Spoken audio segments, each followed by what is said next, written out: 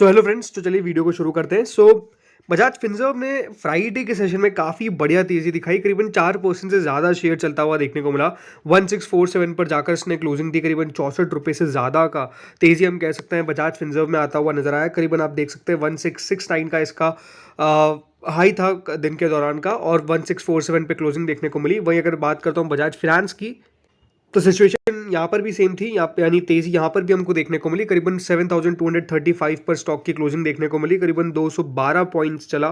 3% से ज़्यादा की तेजी हमने बजाज फिनांस के अंदर भी देखी। करीबन 7349 का इसका ज़रूर कह सकते हैं दिन के दौरान हाई था, तो 7235 पर बंद हुआ। बट ओवरऑल एक अच्छा मूव देखने को मिला, और अच्छा मूव आप देख सकते हैं बिल्कुल शुरुआत से आता हुआ नजर आया। ऐसा नहीं कि यहाँ पर कोई गैप अप ओपनिंग या फिर आपको शुरुआत ही बढ़िया देखने को मिली। कोई गैप अप ओपनिंग नहीं देखने को मिली। पिछले एक महीने में बजाज फाइनेंस का शेयर अगर ओवरऑल आप देखेंगे तो 10-11% से ज़्यादा चल चुका है। और अब कह सकते हैं कि जो लास्ट 6 महीने में ओवरऑल स्टॉक रुका हुआ था, अब ऐसा लग रहा है कि स्टॉक में हमको फिर से तेज़ी बनती हुई नजर आ रही है, और स्टॉक फिर से यहाँ पर रिबाउंड करता हुआ नजर आ रहा है। इस प्रकार की एक्सपेक्टेशंस लग रही है। बट ज़रूर, जैसे मैंने कहा, क्वेश्चन यही होगा आपके पीछे का कि तेज़ी हमको क्यों देखने को मिली, राइट? ये तेज़ी इतनी शानदार क्यों नजर आई? तो उसके पीछे का दोस्तों एक रीज़न है। वो रीज़न क्या है दोस्तों? वो रीज़न है बजाज हाउसिंग फाइनेंस का आईपीओ। जी हाँ, बजाज हाउसिंग फाइनेंस का आईपीओ जल्द आ सकता है, इस प्रकार की एक्सपेक्टेशंस है। बजाज हाउसिंग फाइनेंस दोस्तों एक होली ओन सब्सिडरी है बजाज फाइनेंस की, जो अपने आईपीओ के ऊपर काम कर रही है। इस प्रकार की एक्सपेक्टेशंस है। ये दोस्तों जो फर्म है वो ऑलमोस्ट $10 बिलियन का वैल्यूएशन ले सकती है, इस प्रकार की एक्सपेक्टेशन है। और जो टेंटेटिव साइज रहेगी इस आईपीओ की, वो करीबन $1 बिलियन की रहती हुई नजर आएगी। अपने आप में $1 बिलियन का मतलब आप कह सकते हैं आज के हिसाब से तो ऑलमोस्ट 8,000 करोड़ से ऊपर आपको देखने को मिल जाएगा। ओवरऑल काफ़ी बड़ा इशू रह सकता है। अब आ क्यों रहा है आईपीओ? देखिए, आप सबको पता ही होगा। हाल फिलहाल में आपने न्यूज़ सुनी होगी किसकी? टाटा सन्स की। अगर आप मेरा चैनल देखते हैं तो आपको पता ही है कि टाटा सन्स को भी अपना आईपीओ लेकर आना जरूरी है। अब वही देखना है कि कंपनी किस तरीके से उससे बच जाती है। बट क्यों टाटा सन्स को आईपीओ लेकर आना जरूरी है? बिकॉज वो आरबीआई की अपर लेयर एनबीएफसी में आता है। एग्जैक्टली सिचुएशन सेम यहाँ पर भी ऐसी है, क्योंकि आपको पता है आरबीआई का डायरेक्टिव है कि जो अपर लेयर एनबीएफसीज है उनको अपना आईपीओ लेके आना है with in the 3 years of being notified. और इसीलिए यहाँ पर जो कंपनी है बजाज हाउसिंग फाइनेंस, वो भी इसके अंडर आ जाती है। इसी प्रकार की यहाँ पर खबर निकल के आ रही है। बजाज हाउसिंग फाइनेंस के पास भी सितंबर 2025 तक का टाइम है अपने आप को लिस्ट करवाने का।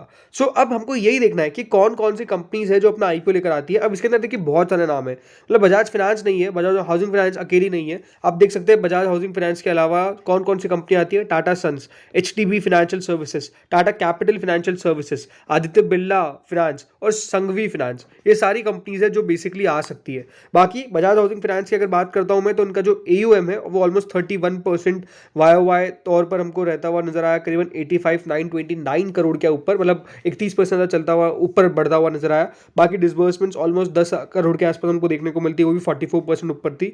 और जो कंपनी का नेट इंटरेस्ट इनकम है वो भी 17% से ज्यादा ऊपर हमको देखने को मिला। तो ठीक है, कंपनी बढ़िया कंपनी है। बट हाँ, जरूर देखिए इनका आईपीओ लेकर आएंगे तो सीधा सीधा देखिए बेनिफिट आपको देखने को मिलेगा बजाज फाइनेंस को और बजाज फिनसर्व को भी। दोनों कंपनीज, भले बजाज फाइनेंस हो या फिर बजाज फिनसर्व हो, ये हम बजाज फिनसर्व की बात कर रहे हैं। बजाज फिनसर्व की भी अगर आप ओवरऑल जिस प्रकार से दोस्तों कंपनी ग्रो करी है, मतलब मार्च 2012 में ये 2,715 करोड़ की सेल करते थे। आज उसको बढ़ाते बढ़ाते 1,00,000 करोड़, सॉरी 2,000 करोड़ से बढ़ के, हाँ बिल्कुल, 1,01,966 करोड़ पर आ चुकी है। तो आप खुद समझ सकते हैं कि किस तरीके से दोस्तों कंपनी ने ग्रो किया है। लगातार दोस्तों इनके जो ये नंबर्स है वो बढ़ते जा रहे हैं। मार्जिन भी दोस्तों कंपनी के आप देख सकते हैं जरूर ऊपर नीचे होते हुए 37% के अभी टीटीएम बेसिस पे दिख रहे हैं। जो कंपनी का मुनाफा है वो 48,846 करोड़ का टीटीएम बेसिस पे भी दिख रहा है। ओवरऑल ये कितना था एक समय पे? 1,890 करोड़ का। तो कंपनी ने पिछले 10 साल में जिस प्रकार से ग्रोथ देखने को मिली है, सेल की ऑलमोस्ट 26% की, मुनाफे की 15% की। जरूर देखिए मुनाफा उतना ज़्यादा तेजी से नहीं बढ़ा है, बट अगर आप स्टॉक का सीएजीआर देखेंगे तो आपको निराश बिल्कुल भी नहीं किया है। 36% का सीएजीआर रहा है, 36% का। तो अपने आप में एक मल्टी बैगर स्टॉक रहा है। इसको तो कोई डिनाई नहीं कर सकता कि बजाज फिनसर्व किस प्रकार का कंपनी रही है।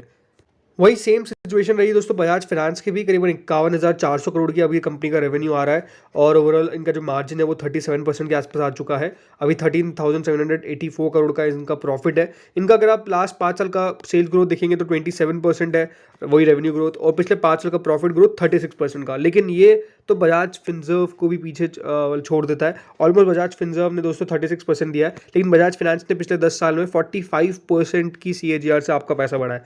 तो आप खुद समझ सकते हैं कि किस प्रकार की देखिए ये कंपनी है, आज ऑलमोस्ट इसकी जो मार्केट कैप है बजाज फाइनेंस की, वो आपको 4 लाख करोड़ के पार देखने को मिलेगी। और इस तरीके की देखिए ये पेडिग्री की कंपनी रही है, जिसमें मैंने आपको बताया कि ग्रोथ हमेशा रही है इन कंपनीज़ के अंदर। 32 का ज़रूर पी है, बट मार्केट इनको ऐसी वैल्यू देता है और इसीलिए देखिए इन कंपनीज़ ने इस प्रकार का पैसा बनाया है। तो नो डाउट देखिए ये ऐसे कंपनीज़ है जिनको आप पोर्टफोलियो में रखिए, भले आने वाले 5-10 साल के अंदर भी ये अच्छा पैसा बनाएंगे, इस प्रकार की एक्सपेक्टेशंस रहती ही रहती है। अब ये देखते हैं कि और कितना आगे बढ़ पाते हैं, बट मेरे हिसाब से देखिए ज़रूर स्टॉक में गिरावट जो देखने को मिली, अब ऐसा लग रहा है कि फिर से एक हमको बेस से शेयर फिर से चलते हुए नजर आ रहे हैं और हो सकता है कि यहाँ पे फिर आपको बहुत जल्द 7,500 तक के लेवल्स भी नजर आ जाए, कोई बहुत बड़ी बात नहीं है। अगले स्टॉक पे बात करते हैं, वो है कैनरा बैंक। कैनरा बैंक ने दोस्तों थर्सडे को ऑलमोस्ट 3.23% की तेजी दिखाई, करीबन 582 पे शेयर ने क्लोजिंग दी। पिछले एक महीने में कैनरा बैंक का शेयर ओवरऑल कुछ खास चला नहीं है, लेकिन लास्ट 6 महीने में रिटर्न अच्छे हैं। एक साल में भी रिटर्न काफ़ी शानदार है, ऑलमोस्ट 104% के। बट अगर आप लॉन्ग टर्म में देखेंगे तो उतने ज़्यादा रिटर्न नहीं है, मतलब 1000% के रिटर्न कोई बहुत बड़ी बात नहीं होती है 1100% की, वो भी एक बैंक हो। तो सरकारी बैंक्स ने उस प्रकार की परफॉर्मेंस नहीं दी, अच्छी परफॉर्मेंस नहीं दी। बट अब फिर से हमको देखिए एक अच्छी परफॉर्मेंस की एक्सपेक्टेशन लग रही है, क्योंकि ये एक ऐसे बैंक है दोस्तों जो काफ़ी अंडर वैल्यूड मुझे लगते हैं। बिकॉज आज 7 की पी पे दोस्तों ये आपको बैंक अवेलेबल देखने को मिलेगा, 1 लाख करोड़ की मार्केट कैप है, लेकिन कंपनी अपने आप में देखिए बढ़िया है, कोई दिक्कत वाली बात नहीं है। इसका जो ऑलमोस्ट एक हाई बना था, राइट, इसका जो एक हाई बना था ऑलमोस्ट कहाँ पे बना था, ये बना था अराउंड 736 का। अब इससे भी ऊपर हो सकता है, बट हाँ एक हम मोटा मोटी मान के चलते हैं कि 700 रुपये 750 रुपये तक गया 2010 के बाद, और उसके बाद लगातार दोस्तों शेयर ने सिर्फ गिरावट दिखाई। लेकिन अब फिर से दोस्तों हम कह सकते हैं जो बैंक्स बढ़िया कर रहे हैं, स्पेसिफिकली पीएसयू बैंक बढ़िया कर रहे हैं, वहाँ पर जगह है। अब कैनरा बैंक के शेयर होल्डर्स के लिए हम कह सकते हैं एक अच्छी बात है।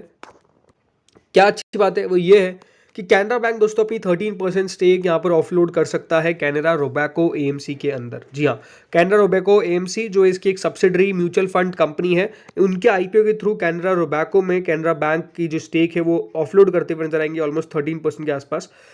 सो ये अपना पे देखिए खबर बढ़िया है। बैंक ने इन्फॉर्म भी किया है कि कैनरा टोबैको एएमसी का आईपीओ आने वाला है। अभी ज़रूर देखिए जो अप्रूवल है इससे आरबीआई और डिपार्टमेंट ऑफ फाइनेंशियल सर्विसेज या फिर मिनिस्ट्री ऑफ फाइनेंस और गवर्नमेंट ऑफ इंडिया से अभी तक अवेटेड है। बट नो डाउट देखिए आने वाले समय में इनको मतलब वो मिल जाएगी, उसमें कोई दिक्कत वाली बात नहीं है। भले अभी तक उनको अप्रूवल नहीं मिला है, बट अप्रूवल मिल जाएगा, कोई बहुत बड़ी बात नहीं होती है। बट ज़रूर देखिए कैनरा टोबैको एएमसी अपने आप में बहुत बढ़िया एएमसी कंपनी, उसमें कोई डाउट नहीं है, और लगातार बढ़िया करती भी आई है, रिटर्न्स भी थी कि बढ़िया ही दिए इन्होंने। सो अब अपना आईपीओ जब ये लेकर आएंगे तो इसमें कैनरा रोबैको के अंदर कैनरा बैंक अपना स्टेक डाइल्यूट करता हुआ नजर आएगा, कितना 13% तक। अब ये जरूर देखिए आईपीओ में आगे जब डीआरएचपी फाइल होगी तब हमको पता चलेगा कि इसके अंदर आईपीओ में शेयर होल्डर कोटा रखती है कि नहीं रखती है। वो सब चीज़ें बात की बात है। अभी तक देखिए डीआरएचपी फाइल नहीं है क्योंकि अप्रूवल नहीं मिला है। जब अप्रूवल मिलेगा तो फिर डीआरएचपी फाइल होगी, फिर देन आगे की प्रोसेस होगी। बट हाँ जरूर कैनरा रोबैको का आईपीओ बहुत जल्द आ सकता है, इस प्रकार की एक्सपेक्टेशन लगाई जा सकती है, क्योंकि सरकार का जैसे अप्रूवल मिलेगा तो डीआरएचपी फाइल कर दी जाएगी एंड देन बाकी की प्रोसेस आगे चलती जाएगी। स्टॉक में स्पेसिफिकली मैं ये कह सकता हूँ कि देखिए ये शेयर जैसे मैंने कहा, ऐसा लग रहा है कि अपने पिछले 5 साल का अगर इसका चार्ट देखेंगे तो ऐसा लग रहा है कि एक बहुत बड़े जोन से निकल के अब तेजी दिख रही है। क्योंकि एक बात ध्यान रखिएगा, ये फिर मेरे हिसाब से वही लेवल्स जो इसने 2010 में देखे थे उसको अटेम्प्ट करने की कोशिश करेगा।